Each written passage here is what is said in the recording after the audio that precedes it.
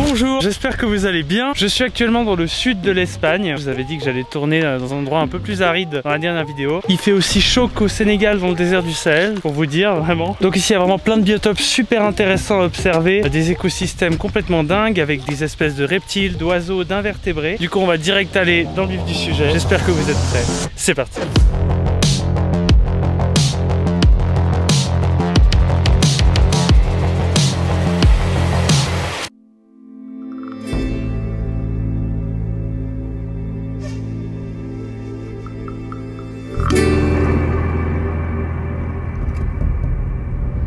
Donc je débute mon expédition dans les parties un peu plus habitées et après je m'écarterai des villages et j'irai vers des endroits un peu plus sauvages.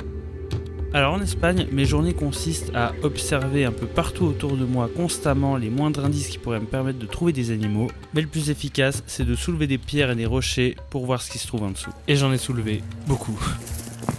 Ok, j'ai une première bête très cool, c'est un scolopendre. On a déjà parlé de cet animal sur cette chaîne avec Colin. Alors c'était une espèce bien sûr beaucoup plus grosse qui venait d'Asie. Là on a un spécimen dans son milieu naturel, magnifique, il a des couleurs incroyables. Alors comme en Espagne on trouve plusieurs espèces de scolopendres, l'identification est plus difficile. Pour moi c'était un Scolopendra cingulata, mais vu que le spécimen que j'ai trouvé était plutôt petit, c'est difficile de l'affirmer. D'ailleurs la plupart des spécimens juvéniles chez cette espèce ont cette coloration là, et même de manière générale il peut varier beaucoup au niveau des couleurs. C'est un animal qu'on trouve sur tout le pourtour méditerranéen et qui va se nourrir d'invertébrés, de reptiles et de petits mammifères. Donc voilà, assez badass la bestiole. Je pense que là ça va commencer à vraiment devenir très intéressant parce que je me rapproche d'un point d'eau. Bon, ça va être l'enfer là. En plus ici il y a vraiment une plante sur deux qui pique. C'est vraiment un pur plaisir. Allez là. Je suis vraiment un touriste. Bon voilà, je suis enfin arrivé au bord. Oh, je crois que j'ai vu quelque chose là. Bon, elle est vraiment bien dissimulée, mais j'ai mon premier serpent. Là je viens de enfin pouvoir être face à face avec le serpent que je voulais vraiment absolument voir en Espagne. Malheureusement ça aurait été impossible de la filmer sans la manipuler. Voilà, c'est spectaculaire, vraiment incroyable. Je dois vous avouer, je suis très surpris d'avoir trouvé cette espèce, vraiment c'était mon espèce cible. Alors comme vous pouvez l'entendre, elle souffle un peu.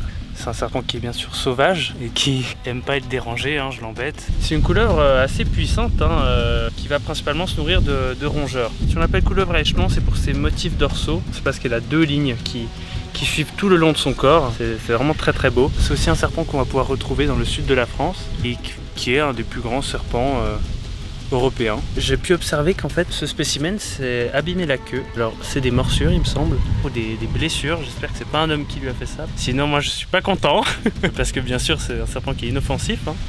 Donc voilà pour la Scalaris, là je suis en plein kiff, honnêtement ce tournage est incroyable. Alors avoir eu le privilège de tourner avec cette espèce c'était incroyable, une expérience vraiment dingue. En plus l'animal semblait pas être trop stressé pendant la manipulation, donc quand ça se passe comme ça c'est juste génial. Mais le meilleur moment c'est quand il repart dans la nature, ça c'est toujours incroyable. Bon après tout ça, il était enfin temps de recommencer à retourner des trucs. Alors cette toile là, elle me paraît très intéressante. Je vais me permettre d'ouvrir, je pense, ce qui est l'équivalent d'un capuchon, et là où se trouve sûrement l'araignée. Hop.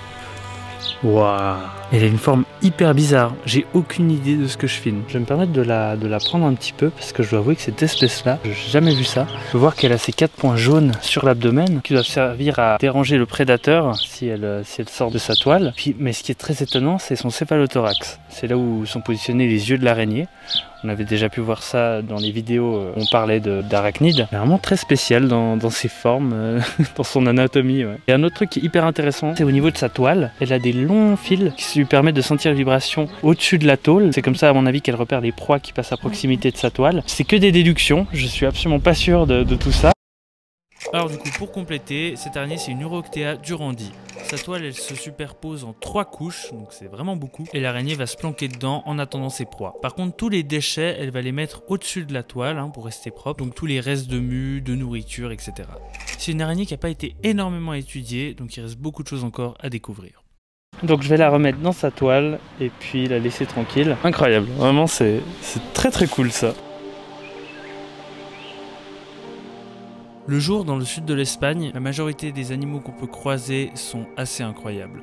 Énormément d'espèces ont la même couleur que l'environnement dans lequel ils se trouvent. On appelle ça l'homochromie. Mais si les prédateurs s'approchent un peu trop près, la majorité vont miser sur la fuite pour s'en sortir. J'ai eu beaucoup de chance d'observer pas mal d'espèces d'oiseaux, d'arachnides et même de gros coléoptères comme ce ergate forgeron. C'est vraiment un insecte titan, hein. Il a des super mandibules pour découper l'écorce. Et d'ailleurs sur ce coup-là j'ai été assez chanceux parce que c'est plutôt rare de les voir en journée.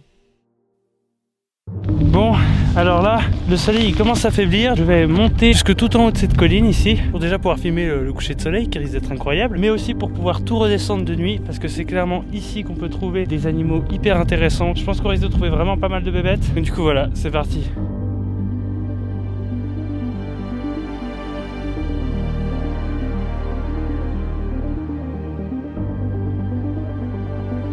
Je vais prendre juste une seconde pour vous filmer un peu le décor dans lequel je suis là. C'est complètement barge. Et les paysages sont lunaires quoi, regardez ces roches là, c'est hallucinant. Complètement dingue. C'est bon, je suis arrivé en haut. Regardez comme c'est spectaculaire franchement. C'est dingue.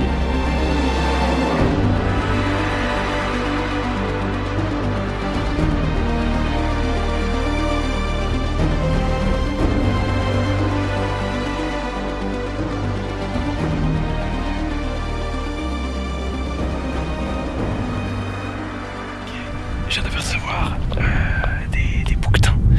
Donc ici c'est pas la même espèce qu'on a en Suisse ni en France. Ils m'ont complètement vu déjà depuis 30 minutes, moi je savais même pas. Donc ça c'est des femelles, il y a même un bébé. Et c'est magnifique, vraiment c'est incroyable. Avec le coucher de soleil en plus, c'est complètement ouf.